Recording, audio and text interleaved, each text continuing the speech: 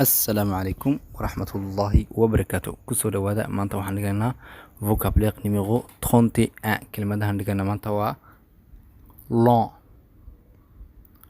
court, blanc, vite, humide, sec, belle. long maxaa af Soomaali dheer bay ka dhan tahay.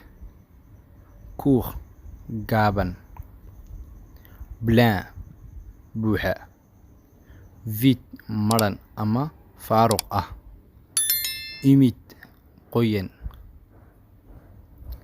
sec qalalan ama engegsan, belle qurux badan.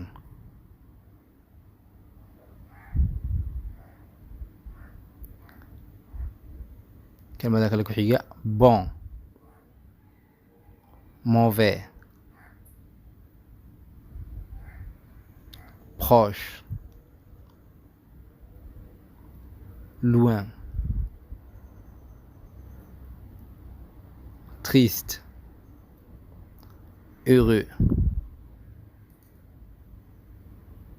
inquiet, tranquille.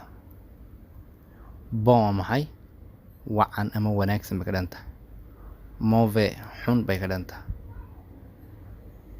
proche dhow, loin fog, triste murugo, heureux faraxsan,